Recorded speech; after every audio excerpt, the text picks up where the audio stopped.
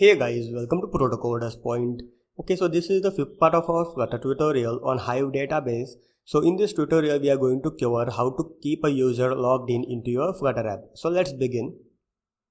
Okay, so in this Flutter project, we are going to implement real-time registration and login process so that user can enter the data in this registration field, and the data entered will get stored in our database, that is phpMyAdmin database, and the user can log in by making use of his login credential. And whenever the user successful login, we will keep the data in our Hive database, so to keep the user logged in your Flutter app. Okay, so let's begin. So please note that I'm not going to enter the source code in this tutorial because I have already done that in our Android Studio Flutter project. I'm going to just explain you what I have done in the source code so that you can implement it, because I have also wrote an article, a complete article on it.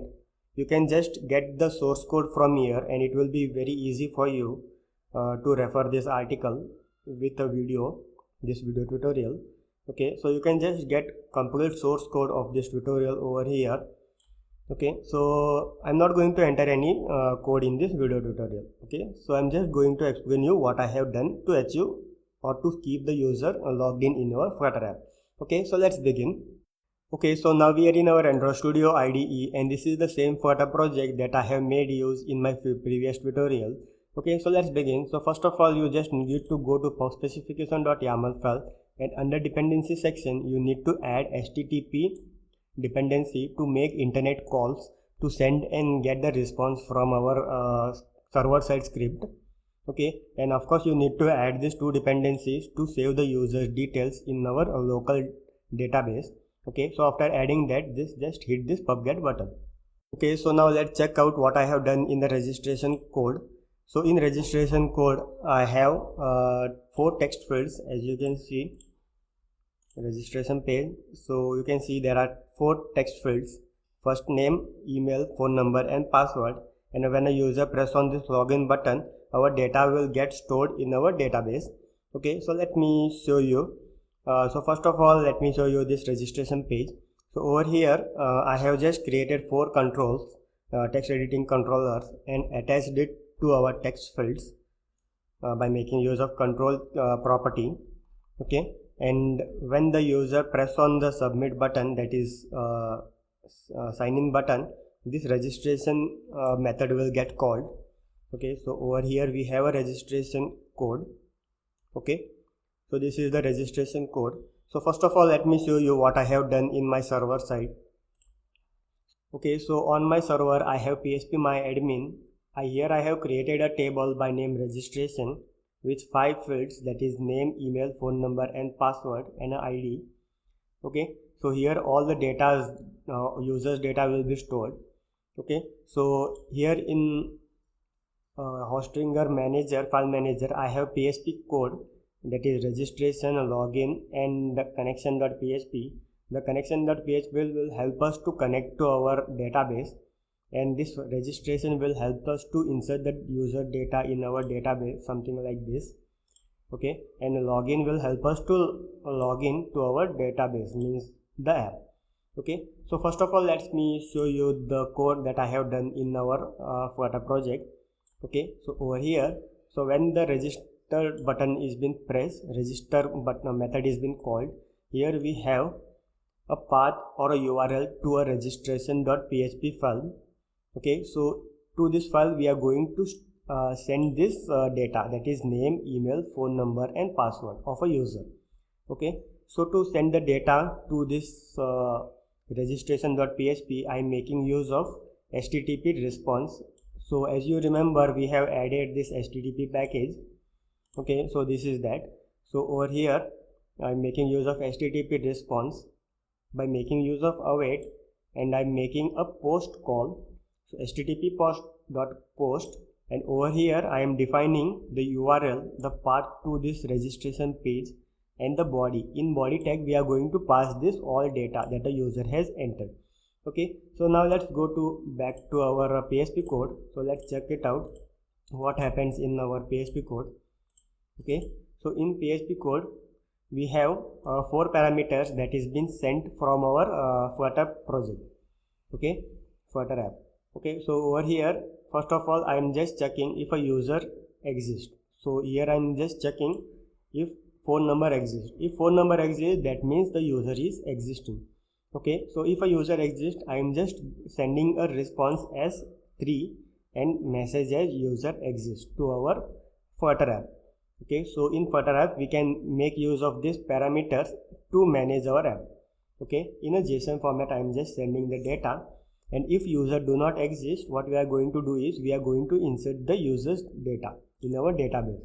Okay, so after successful insertion of the data, we are just sending the data, that is success and registration successful, to our Flutter code. Okay, so let's check it out. Let me enter some data over here.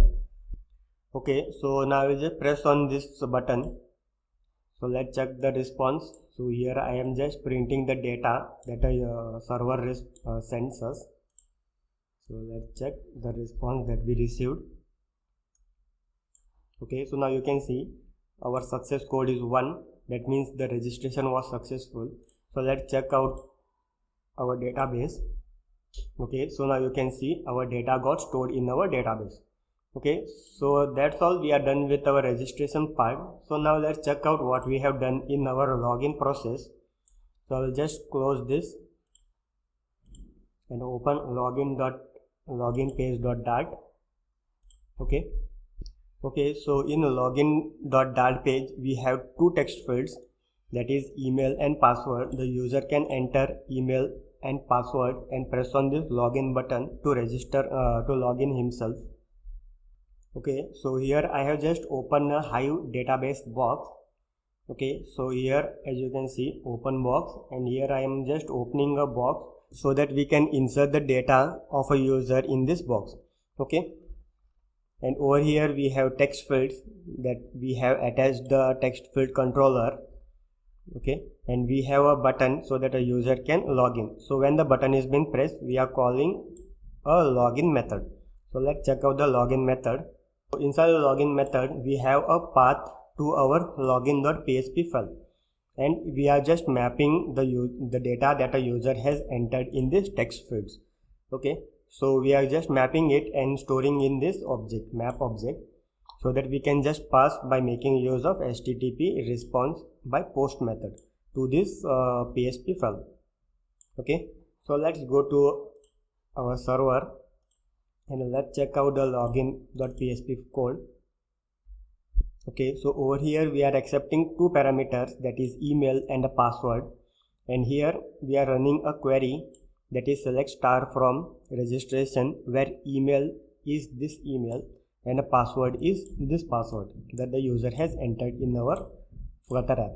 Okay, so if the user exists, if the username and password got matched, that is email and password got matched, that means the user was authorized to use the app, and after that we are going to pass 3 data to our app, that is ID, name, email and phone number.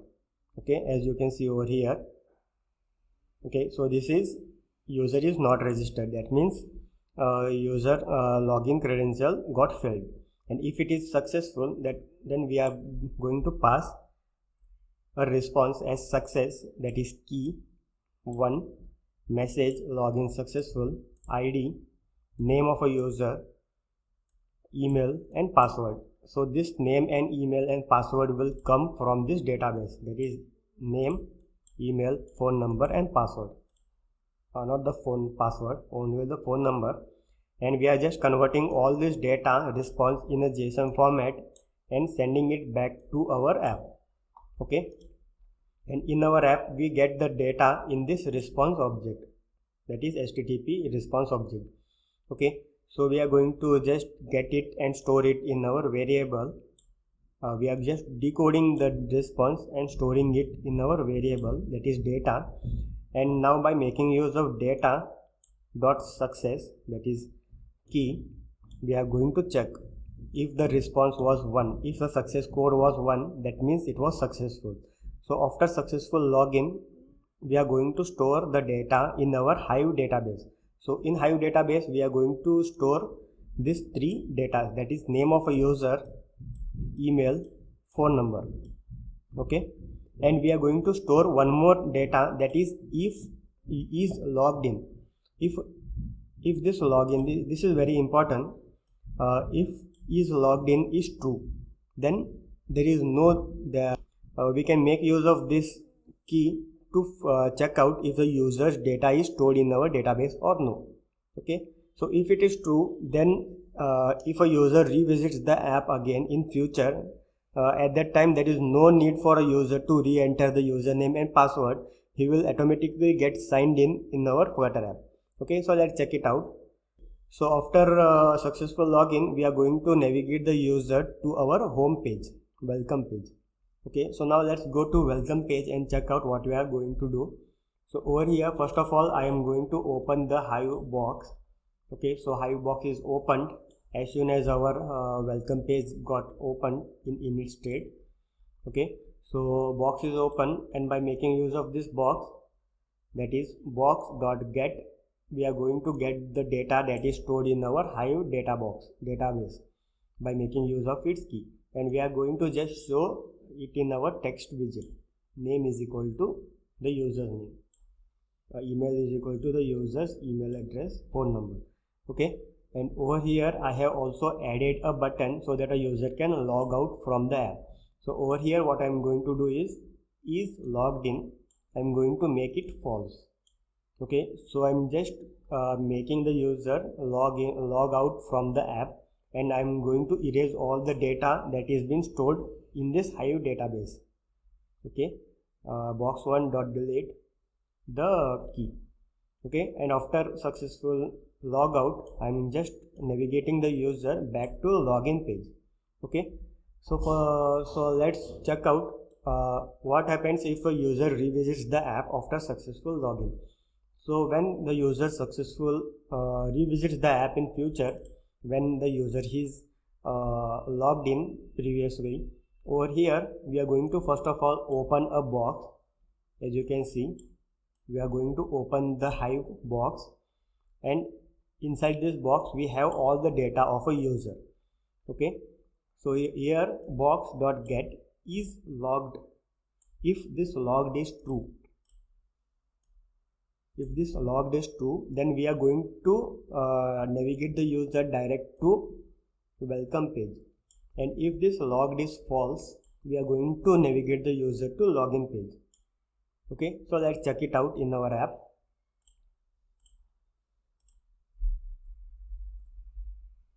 Okay, so this was my email and this was my password. Okay, so let me press on this login button and check. Okay, so now you can see this is our welcome page. We have users data, name, email and phone number.